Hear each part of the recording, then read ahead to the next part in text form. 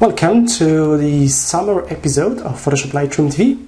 I'm your host, Marek Mularczyk from SAItraining.co.uk, and this is episode 84 of Photoshop Lightroom TV. I hope you enjoyed last week's episode of Photoshop Lightroom TV. I hope you enjoyed Creative Week. Remember, you can visit my blog for any latest information from Adobe, any tips, tricks, techniques, and videos. PhotoshopLightroomTV.co.uk. Now let me start this week's episode with a video tutorial on Adobe Exchange. Adobe Exchange is a new panel for Creative Suite 6. It appears in Photoshop and other Adobe applications as well. If you want to find out more about Adobe Exchange, look at my blog, PhotoshopLightroomTV.co.uk. I've got a post about Adobe Exchange, and I've created a video on downloading, installing, and using Adobe Exchange panel.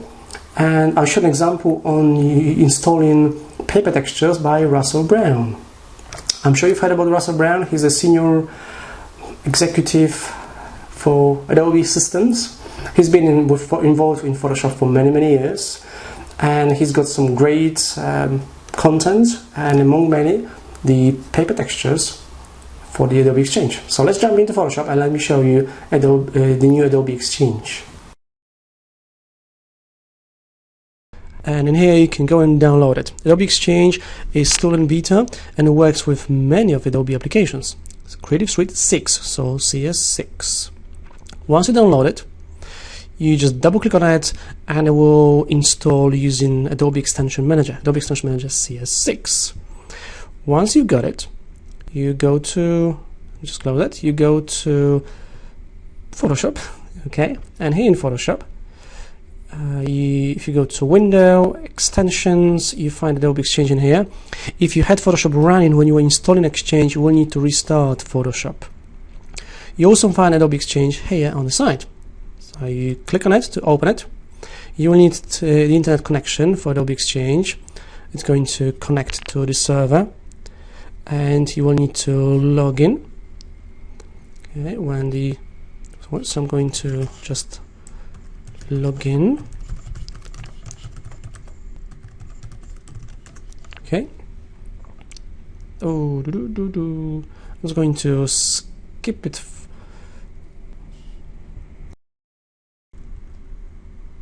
I'm just updating the date of birth, and it's launching.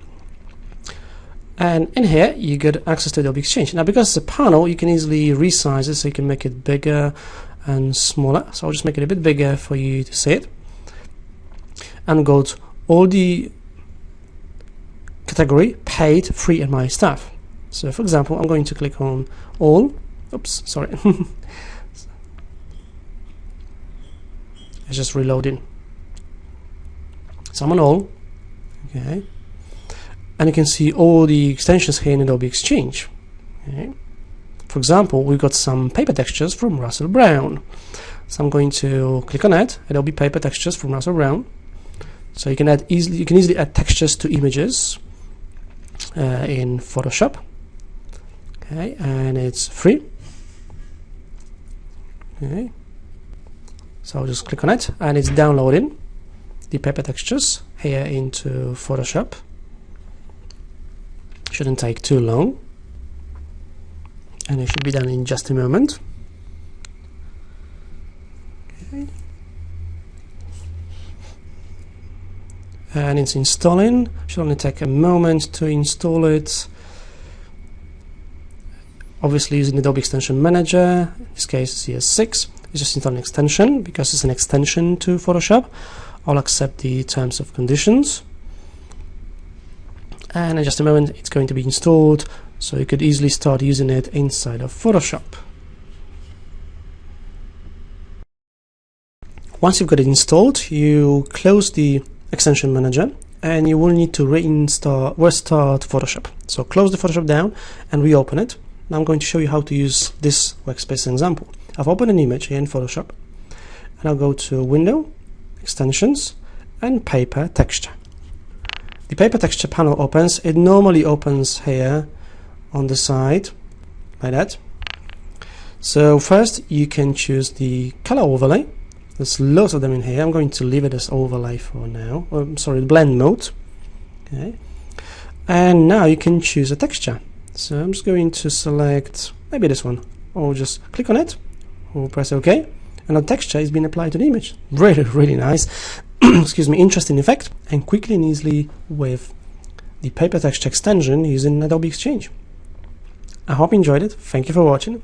I'm Marek Mularczyk from SAItraining.co.uk and from PhotoshopLightroomBridge.co.uk. Hope you enjoyed it.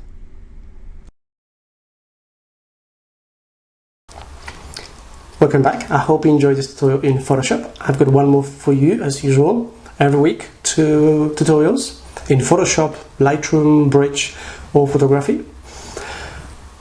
Remember, Photoshop Lightroom TV is your weekly podcast about anything Photoshop, Lightroom, photography related. Now, have I showed you the lighting effects in Photoshop, like a lens flare? If I haven't, let me show it to you now. Hi, have I showed you one of the lighting effects in here in Photoshop, the lens flare effect? If I haven't, I'm going to show again. Now I do apologize for any noises in the background. So I've got this image open and I'm going to show you the interesting lens flare effect. I'm just going to get rid of this layer. Okay, and I would normally convert this layer to a smart object. This will give you a bit more options. So I'm going to go to Filter, Convert to Smart Filters. So convert the layer to a smart object. I'll just press OK. Now I will go to Filter, Render, and Lens Flare. Okay. Now, because I converted this image to a smart object, now this filter will become a smart filter. Any filter in Photoshop can be a smart filter. So this means that I can easily change the settings if I'm not happy with it. There are 4 lens types in the lens flare, so I can use the zoom. I actually like the zoom, but I can also use the 35mm prime, 105mm prime, and the movie prime. You may have seen this effect in movies. I'm actually going to use the zoom, and I can reposition the lens flare, so I can just click and drag to reposition it anywhere I want. Okay. You can also change the brightness, so make it brighter and darker. I'm just going to set it to 100%, back to the default, and I'm going to move this light effect somewhere in here in the sky, between the clouds, maybe somewhere here. I'm just going to press OK for now. That's the effect. It's been applied in here to the image, and I've got a smart filter. So if I want to tweak it, I'll just go to here, I'll double click on the filter, and this comes up again, and I can readjust it. I'm going to move it just a bit to the right, so I'll click and drag just a tad. Okay, I'm going to leave the brightness, looks okay, and I'll just press OK, and the light source slightly moves. Okay. And that's just a quick overview of the lens flare filter applied as a smart filter in Photoshop. Hope you enjoyed it.